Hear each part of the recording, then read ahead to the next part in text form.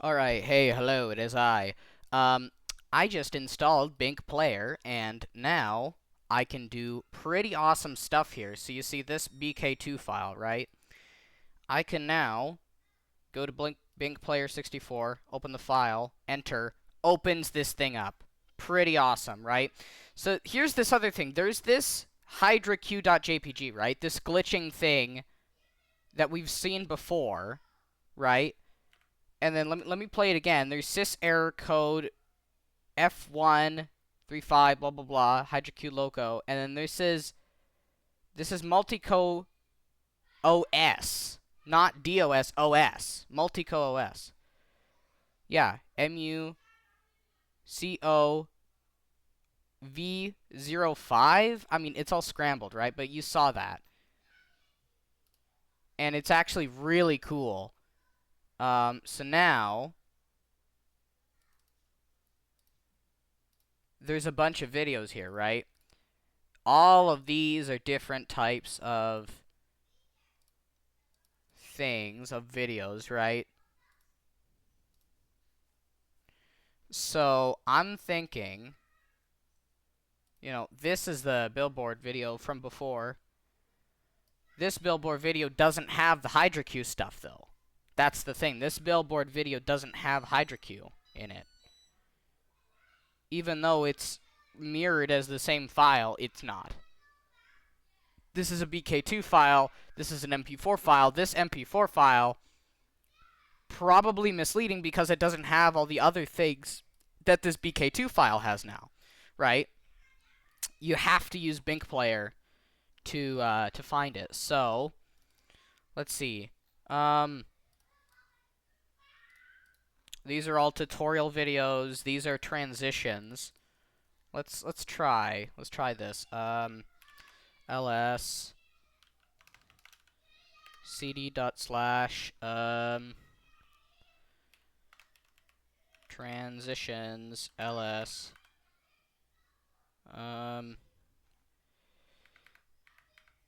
BinkPlayer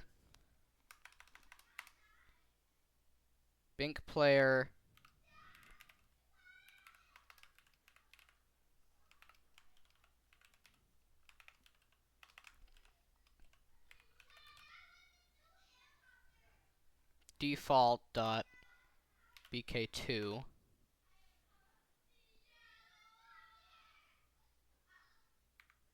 OpenAL.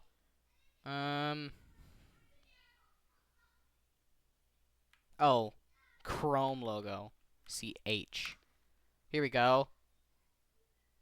Yeah, so there we go. That's the actual, like, full, pretty cool thing, right? Then there's transition video. Let's try transition video. Transition video, full screen, flare. This one. Okay, so that's just the flare. Then there's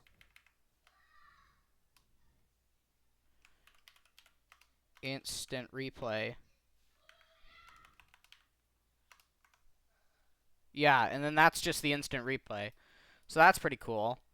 Got seasons, season 1, background. Let's try season 2 background, right? So let's go cd dot ls cd dot slash season ls cd dot slash 01. No. 02. So then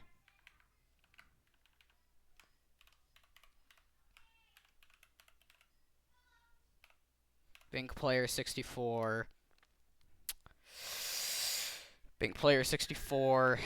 T U I. There we go. Yeah, so then this is the background video for season 2. Honestly, there's some things that I could definitely probably scrape out of this, right?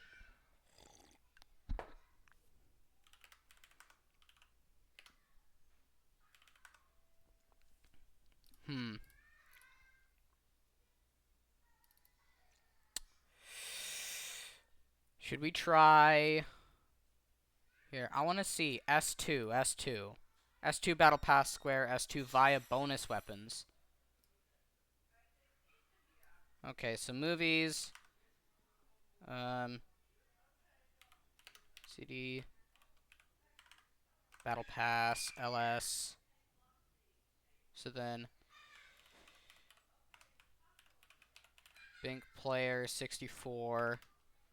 Let's go S2.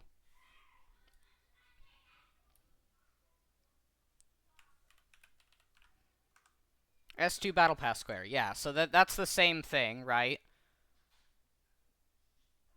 Pretty nice, pretty nice. And then there's S2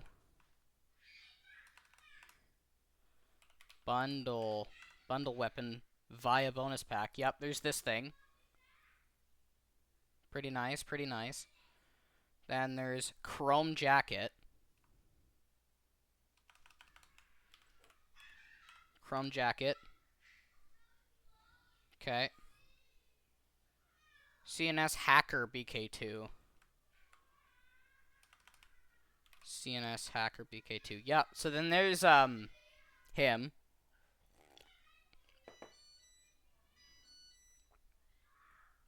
Not sure if there's anything useful in that video. There's Fighter. S2 Pen.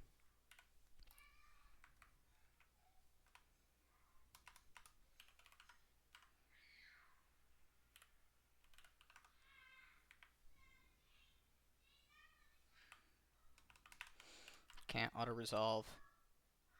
Pen. Yeah, so that's the pencil, right? Then there's also suspiciously some dice that line up with 5, 1. So 4. Wait, let's replay that. 4, 1, 3. No, 2 2s, 1 3. You know, this stuff right here. And then what else was in the video? Personality, flaws, shiny caps, whatever this is. Career? Let's do Pixel Sword, Retro SMG, Retro Fashion, Retro TV. Let's try S2 Retro TV. Retro TV. Retro TV. Yeah, so then there's this thing, the TV charm.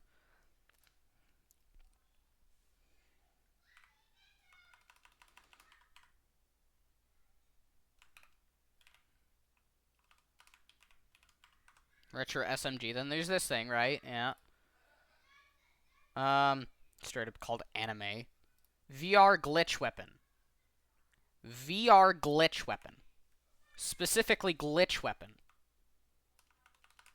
VR glitch weapon.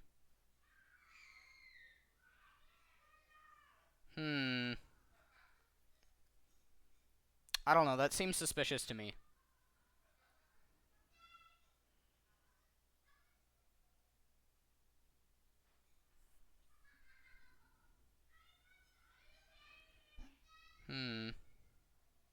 Let's try looking at this. T UI banner.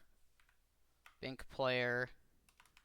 T UI banner. That one. Yep. Okay. Remington model 1900. TI UI. No, stop. TI UI S4. No, didn't auto-solve. Adventure. Okay. So nothing that's really like, what's it called? All S4 things are not that interesting. S5 things are not all that interesting. S6 things, S7 things are not all that interesting. Actually, no, S7 is when Via came back, right? And CNS came back. So there's a bunch of S7 stuff. Let's try this one. BinkPlayer TUI S7. That's a lot. Banner. Banner. Assault rifle heavy neon Japanese.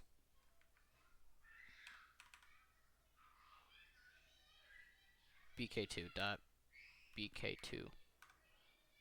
Yeah. Okay. Nothing all that interesting in that video. Banner attachments via CEO01.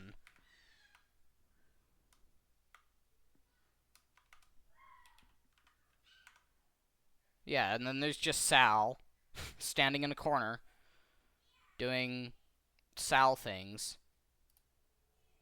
Banner rifle devourer. Banner bot.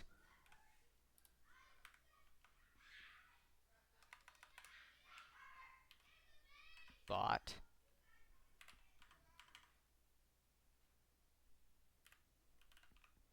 WK2. So yeah, and then there's this thing, right? The bot. Bot ultimate. Banner cyborg. Cyborg. Launcher 01 futuristic. Nomad bundle. CD player. Via smart. Banner. Via smart. How many are there? WK2. Okay, so then this is just the watch, right? The Via watch. Nothing special about this.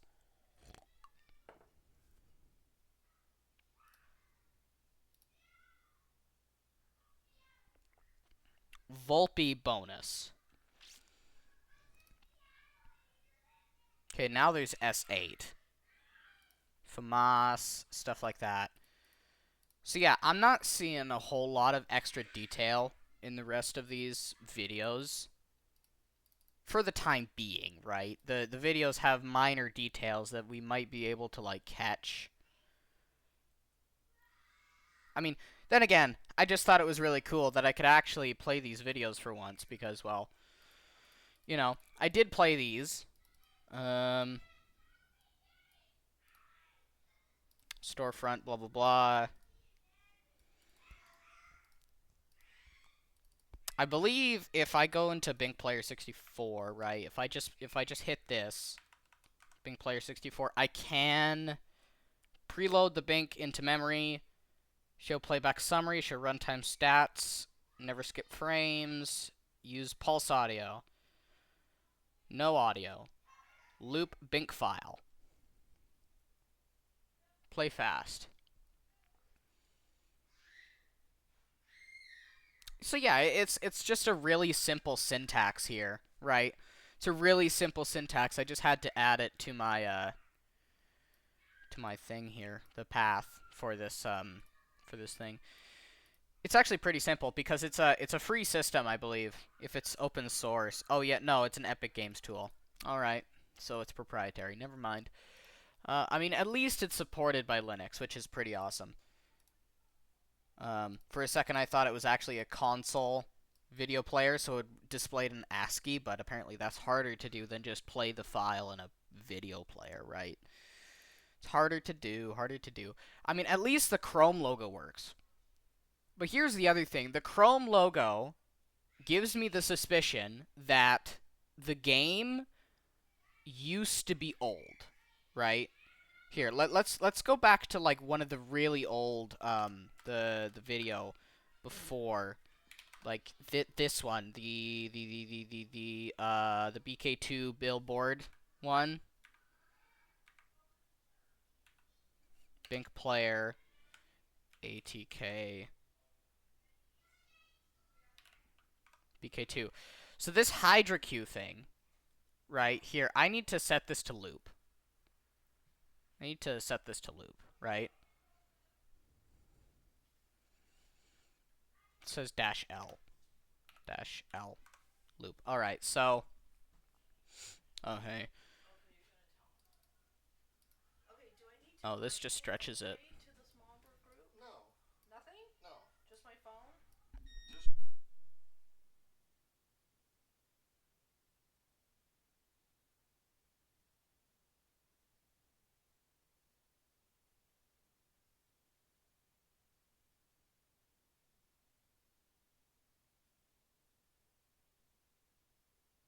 So I want to see what this multico thing is saying here, because that's a potential lead, right?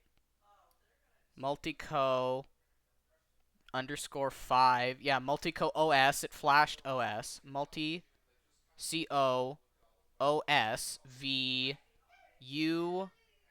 What was it? U 105.5. 105.5. System error code F1 L35 N07 7011 I close bracket. Hmm. Hmm. Hmm. Hmm. System error. System error. I have a feeling that's some sort of like cryptic code or something that we should probably look for later, right? Pretty, hmm. Herm.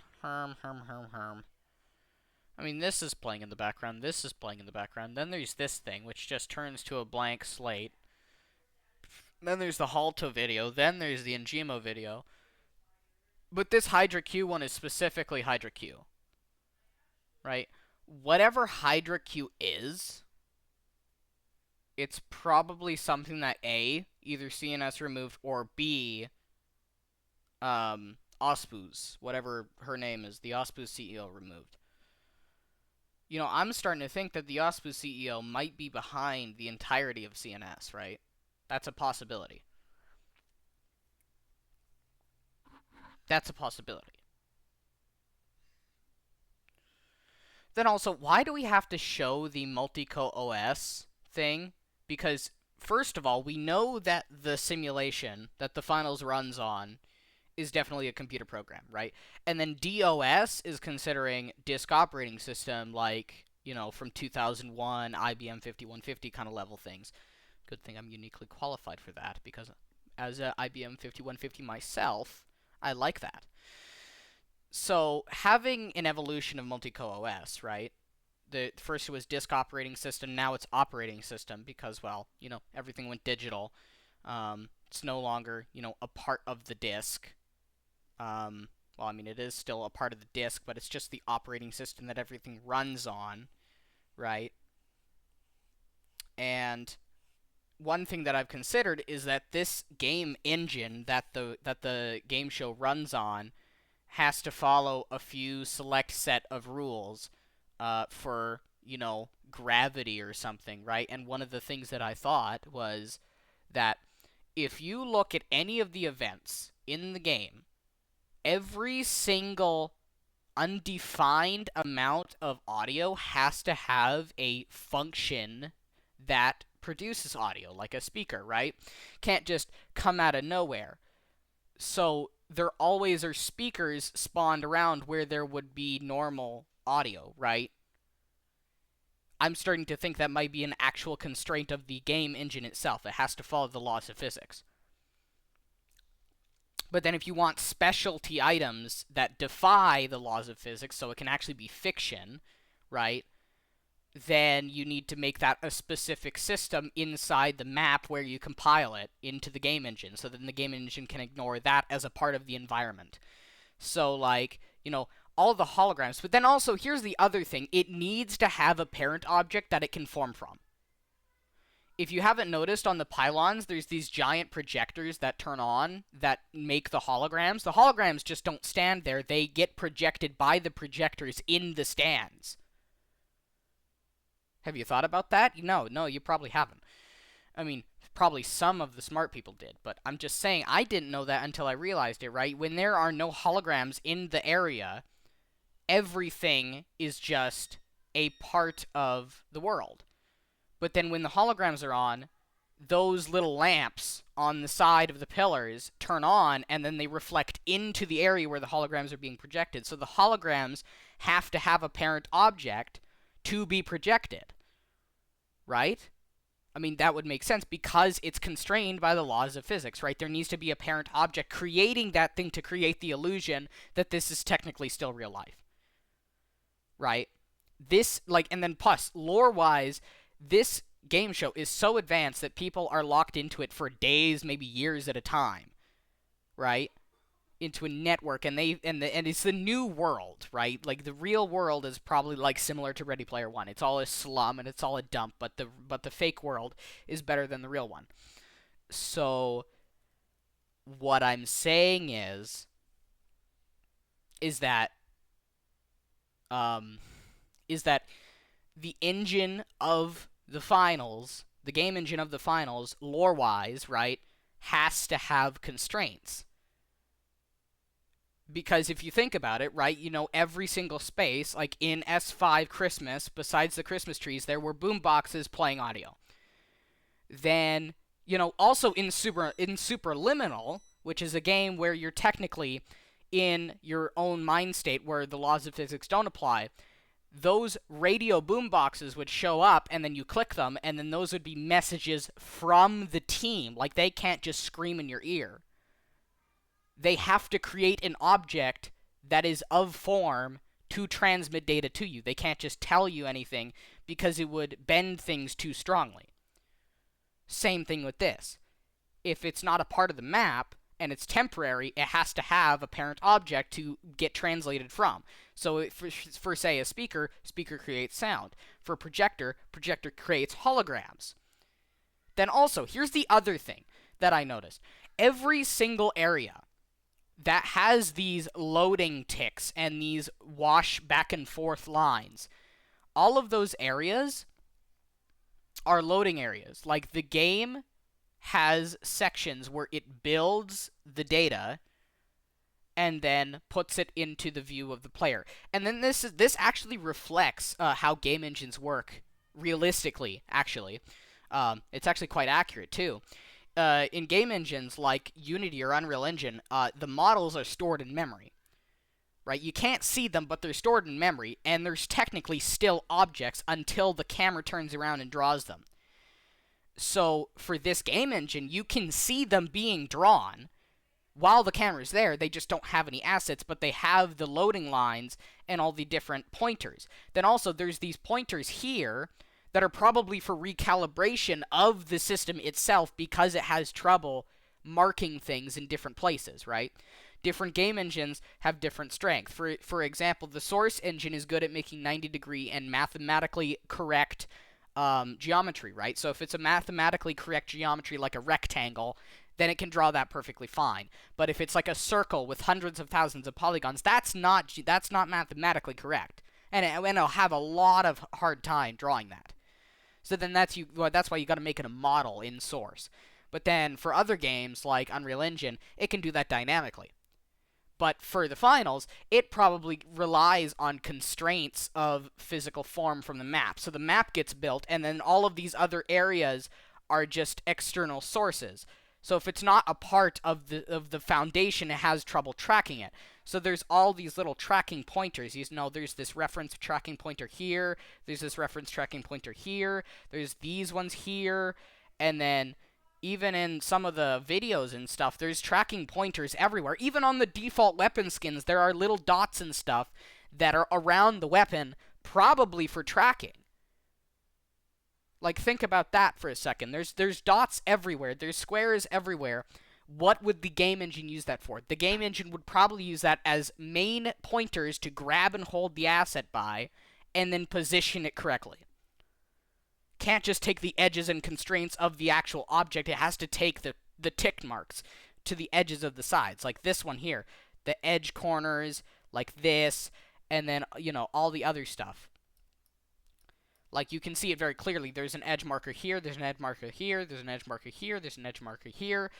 So some of these don't have them, but default assets have them.